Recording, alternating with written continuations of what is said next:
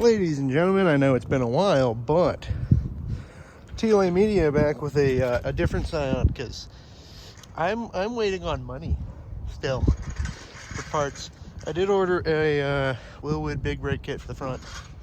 No point in going faster if you can't stop faster. Today we'll be doing this one. We're doing, yes, it's stock suspension. I know it's not coilovers, but I figured while we're here, might as well show you how to do coil, or I mean, it's basically coilovers just without the adjusting.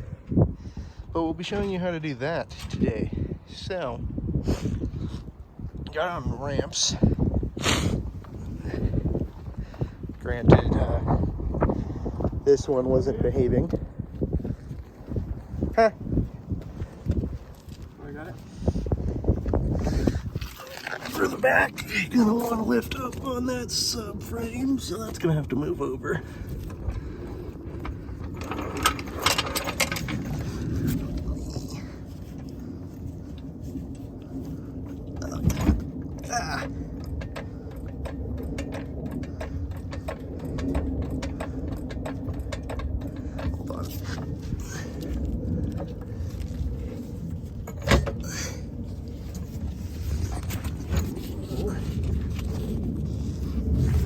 Angle it that way. And lower it a little bit. Lower it a little bit? Just a little. Yeah, right there.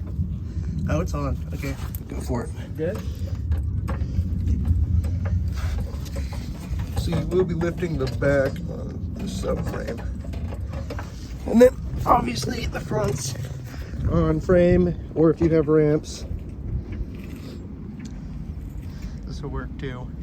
We're doing the back first, so once we're done with the back, we'll get the ramps on the other end, and then, yeah. So I will see you when we get to that. All right, back is up. What we are going to be disconnecting is this bolt for the strut, and the ones in the top, which are in the trunk. So they will be under these plastic covers. I will need a pry tool to get these off though. So, all right, so for these Johns, you are going to want an Allen in the hole, and we will be wrenching it off, which is gonna suck, but kind of have to do it. So, all right, so for these, if you have something like a Milwaukee fucking Impact, you're not gonna need the Allen. This thing's just great. 10 out of 10 would recommend. That one was a 19, that one was a 17. I'm gonna assume they're both supposed to be 19, so future reference, do keep this. You're gonna need it. Keep that little bushing. You're also going to need this piece. If you're OCD like me, just keep them together. Gonna start working on struts, and then might have to take the knuckle off just to lower it and get it out, but we will see when we get there. So the backs are done. So moving on to the front, got the blocks under here, the jack's on that side for now. We'll start on the one on the street just because it's more dangerous side, so I need to get it done first. But for the rest of the back, I know I didn't previously go into detail, I don't think. You're gonna want the thread a little higher than this. This is just as far as it could go, because these are TC 2.5 rear struts on a TC2. I guess the threads are a little bit different because of the little plates on the struts, which I might be able to show you, I might not, but I'm gonna try. So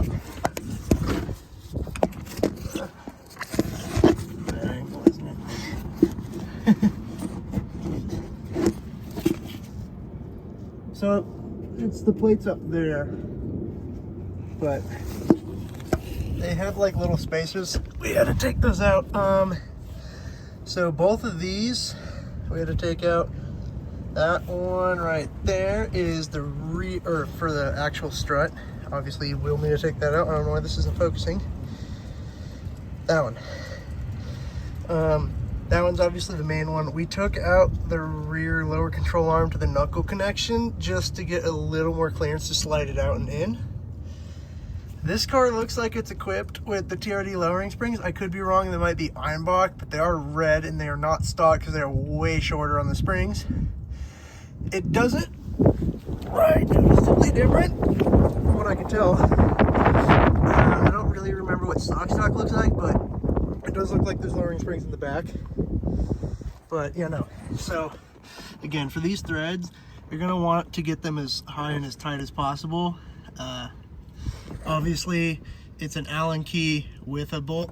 If you have the Milwaukee 1/2 inch, I was able to take them off without having to do all those extra steps. Oh, this thing's freaking out. Sorry. But if you have that, I mean, it just took them off straight. But we're moving on to the front. That's all you need to do is the 3 bolts in the back. Try not to lose the bolt or the little like sandwich plate for the bushing, because if you lose them, they'll go in between the plastic and the frame, and you're gonna have to take apart the entire back to get to them. So we're moving on to the front. This is actually a pretty clean engine bay for having like 164,000 on it, and then this, but it's just going to be these 3 on top, and then when I get the wheel off, I'll be able to show you the rest of it. But that's what I'm about to work on now. So alright, so from here, wheels off. Yes, it's missing a stud. We're going to address that. They went to go get the extra stud. Should be able to knock it out. We'll see, because these ones are a pain in the ass to get to. If you haven't worked on one of these, there's not a whole lot of room to knock them out. Just kind of have to disassemble everything. Obviously, you're going to need to take off the rod and the caliper. But as far as the suspension goes, it'll be these 2. Oops, sorry. That one and that one. They are a 22. And there's one right there holding that bracket on. Get that away from the suspension. Or I guess the McPherson strut. That was a 12. And then these, I believe, were all 14s. So, yeah, we're gonna get rocking on this thing. Hopefully he's gonna get an intake soon too, maybe a spoiler, and I'll have a true buddy. But for now, we're just doing the simple things. The struts were blown. Might as well replace the front just because they have, I want to say 70-ish thousand less miles on them, give or take. So I will get rocking on getting the McPherson strut out, and then we will be good to go. So the wheel stud is in, because it's the only fucking shiny one. Pretty much all you have to do is take off the caliper, the rotor, and then you have to use the neutral override switch that's under the little panel above all the other numbers. If you have a manual, then you just put it in neutral, spin it until you're at a point where you can hammer this in, and then put it in here.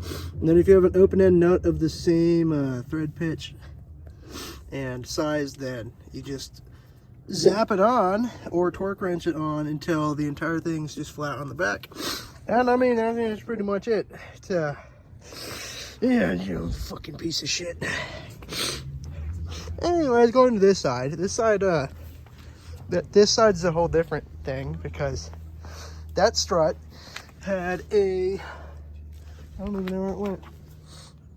Oh well, the thing was a piece of crap anyways. But it had the sway bar end link still attached to it, because the entire Allen key system stripped out, as they usually do when they get old like this. But you know, this one's about to drop out. I just need the last top bolt, and so as you can see, it's dark, but because I forgot to record the outro, so my bad. I almost slipped up. So front suspension's done, car's on the ground. Wheel stud, if you want to know how to do it without like a proper puller, we got a open end nut and just used it to pull the wheel stud through. I wish this thing had like